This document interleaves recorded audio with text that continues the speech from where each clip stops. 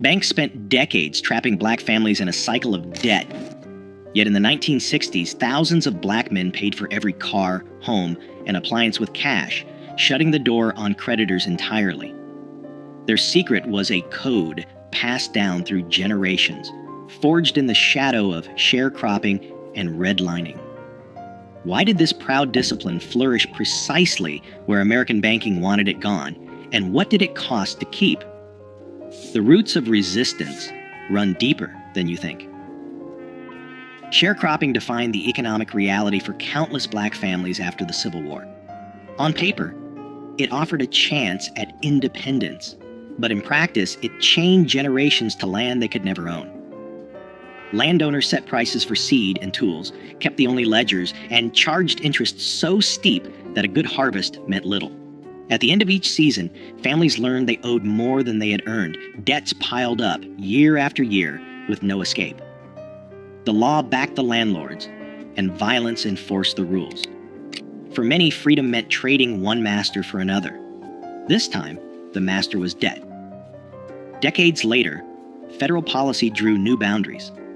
In the 1930s, the Homeowners Loan Corporation created maps that colored black neighborhoods in red, labeling them too risky for investment. Banks followed the lines. Mortgages, business loans, and even basic checking accounts were denied to anyone living inside the red zones. The GI Bill, celebrated for building the white middle class, offered little to black veterans. Only 2 out of more than 3,000 VA-backed home loans in Mississippi in 1947 went to black applicants. In cities across America, home ownership became a distant dream. By 1960, just 38% of black families owned their homes, compared to 64% of white families. The price of a loan, if one could be found, often came with higher rates, more fees, and the constant threat of repossession. These policies did more than block access to credit. They taught that borrowing from banks could mean losing everything. Wages could be garnished for a missed payment. A single late bill could bring public shame or eviction. Families learned to distrust official promises and to see debt as a danger, not a tool. The lesson passed from parent to child. When you owe, you are not free. Cash became the shield. Every dollar seed was a step away from the trap. In the shadow of these systems, a code of self-reliance grew, not out of myth, but out of necessity. The discipline to avoid debt was not just pride, it was protection against a world built to profit from black hardship. A father stands at the counter, bills stacked in his hand, eyes steady as the salesman counts every dollar. No loan paperwork, no interest rates, just the slow, deliberate handoff of hard-earned cash. In kitchens across the country, this scene played out for refrigerators, washing machines, even used cars, anything big enough to threaten the family's security if it came with a monthly bill. The ritual was the same, months, sometimes years, of saving, each payday bringing the goal closer.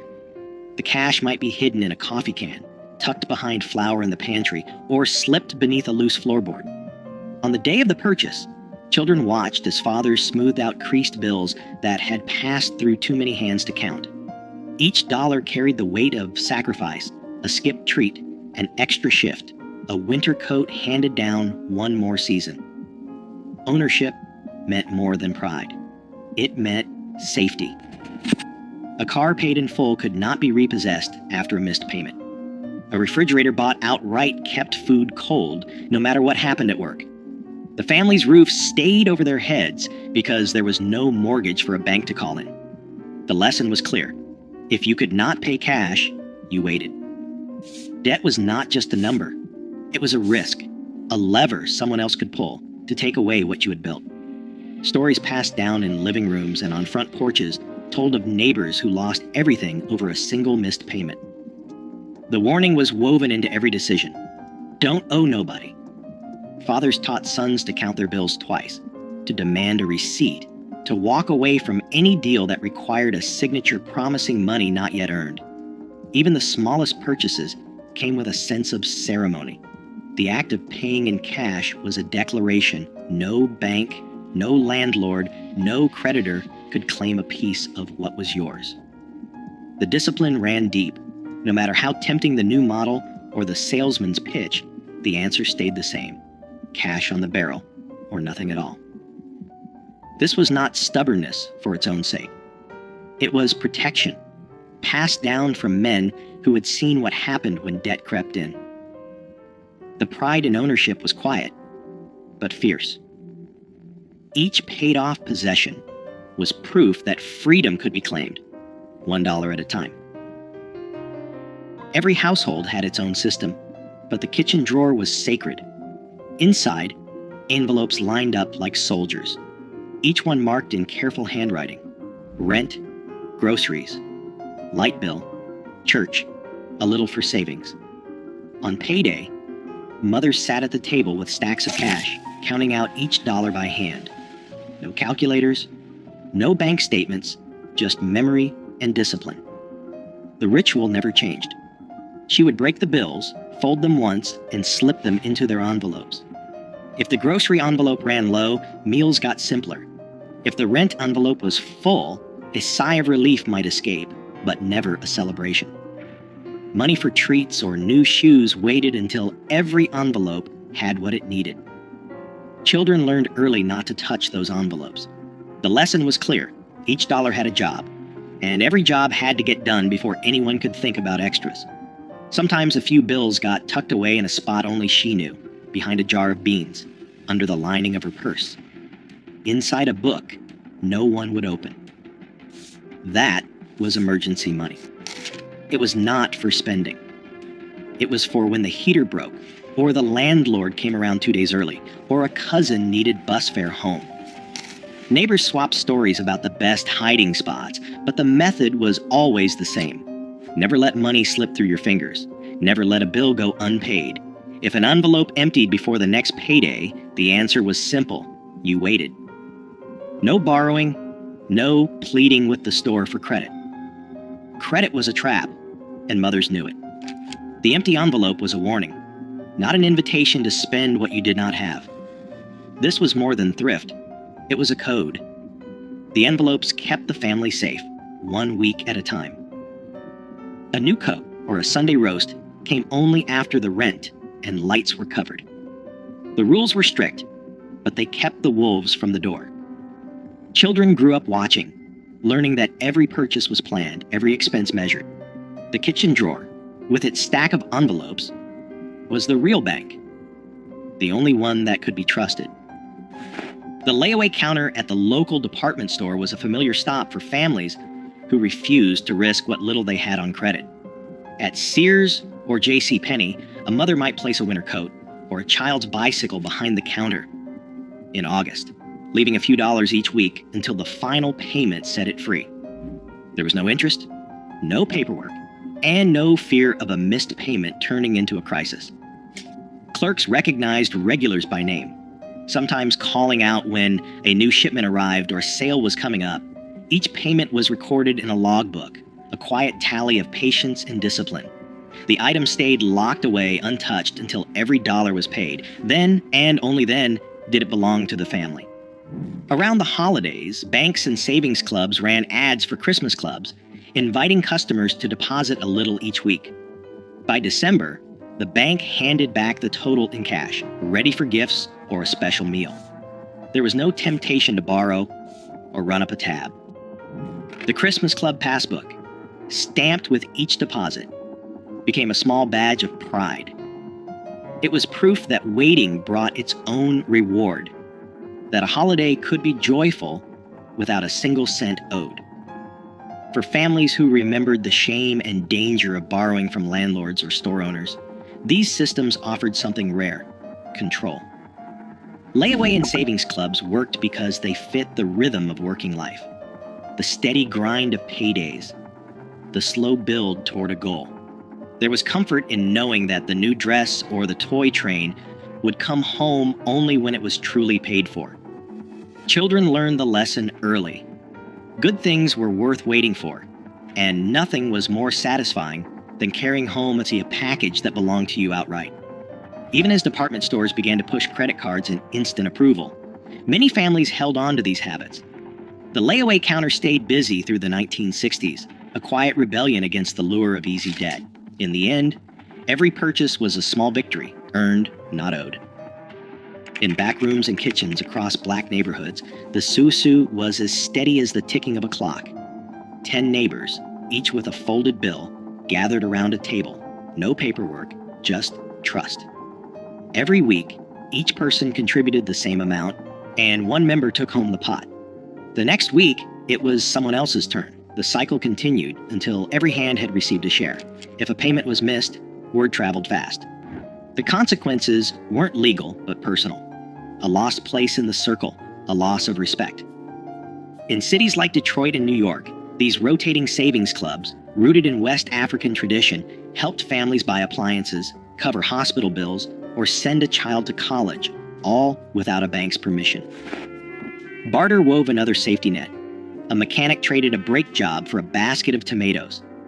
A seamstress hemmed pants for a sack of potatoes. Skills moved through the neighborhood as quietly as cash, and every exchange kept money close. Repairs stretched the life of radios, shoes, and washing machines. Nothing was wasted. A broken toaster found its way to the neighbor with a soldering iron and a knack for coaxing life from tired wires. Oral histories recall how these trades built a web of support, sidestepping the need for credit and keeping families afloat. Churches anchored these networks. Sunday offerings funded more than sermons. They paid for groceries, rent, or a few dollars slipped into a father's hand after service. The help came quietly, with the understanding that one day the favor would be returned. Sermons warned that debt was a shackle, not just a number. The church's aid was both spiritual and practical, reinforcing the lesson that freedom meant living within your means. Insurance agents from North Carolina Mutual and Atlanta Life walked door to door collecting dimes and debit books. These small premiums bought peace of mind, a dignified funeral, a cushion for hard times. The agent knew every family by name. Miss a payment, and the agent returned, not with threats, but with concern. Accountability ran both ways. Each system, susu, barter, church, insurance, rested on a single rule: take care of your own. Pride in these arrangements ran deep, proof that even when banks shut their doors, black families could build wealth, protect each other, and remain free from debt. Credit offers began arriving in mailboxes, thick envelopes promising instant approval, and a line of credit with no questions asked. The language was slick: buy now, pay later, no money down, just sign and take it home. Department stores and national banks, locked out of black neighborhoods for decades, now saw a new market. They sent out applications by the thousands, sometimes addressed to resident or occupant, hoping to catch anyone willing to bite. The numbers looked tempting. A bank AmeriCard with a $500 limit, a Sears card for new appliances, a department store line for back-to-school clothes. But the fine print told a different story. Interest rates hovered at 18%, sometimes higher. Annual fees chipped away at any savings. Miss a payment, and penalties stacked up fast. Late fees, higher rates, even threats of wage garnishment. Newspaper ads and radio jingles painted credit as a ticket to the American dream. In reality, the terms were designed to keep balances growing. A $200 refrigerator bought on credit could cost $350 by the time it was paid off. Department stores trained clerks to pitch store cards at the register, offering discounts on the first purchase but locking families into revolving debt. Some banks used out-of-state charters to sidestep local usury laws, importing higher Nebraska or South Dakota rates into cities like Detroit and Chicago. Letters arrived every week, each one promising a better life, each one a trap disguised as opportunity. The pressure was relentless. For families who had learned to save every dollar, the flood of offers felt like an attack on their discipline. The old code, wait, save, own, met a new world where patience was out of style and debt was sold as freedom. The first cracks appeared when neighbors started showing off new furniture or cars bought on credit, the price hidden behind a monthly bill. Banks called it progress. For many, it was the beginning of a new kind of risk. The old rules began to slip away in the late 1960s. Factories that once offered steady paychecks shuttered their doors, leaving entire neighborhoods without work. In Detroit, Chicago, Newark, and Watts, unrest swept through the streets. Businesses boarded up windows or left town altogether, taking jobs and stability with them. The corner stores that once offered layaway stopped offering the service, shifting to cash or credit-only policies as insurance costs soared and profit margins shrank. Families who had always relied on cash found their budgets stretched thin by rising prices and shrinking incomes. Savings, hidden in coffee cans and envelopes, vanished quickly when paychecks stopped coming. The Susu circles, once tight and reliable, struggled as members lost jobs or moved away. Even the church, a last line of defense, faced dwindling offerings as more families needed help than could give. The safety nets that had protected generations began to fray. Some men took on odd jobs or hustled for cash, but the steady grind that had made saving possible was gone. The discipline that had kept debt at bay became harder to sustain when every dollar was needed just to get by. Temptation grew as neighbors, desperate to replace what was lost, began to accept the credit cards and easy loans that filled mailboxes. The old warnings, never owe, never sign, faded under the weight of layoffs and closed factories. What had once been a badge of pride, living debt-free, felt less like a choice and more like a memory. The habits of patience and self-restraint, passed down for decades, were tested by forces no envelope system could hold back. In the space left by lost jobs and broken trust, debt began to creep in. Quiet at first, then all at once. Today, consumer debt in Black communities stands at record highs, while payday lenders crowd out old systems of mutual aid. The strategies once born of necessity now hold a blueprint for financial resilience, especially as predatory credit adapts with every decade. The question isn't whether those cash-based codes still matter. The question is, who has the power to remember and who profits if we forget? Let your thoughts spark the conversation.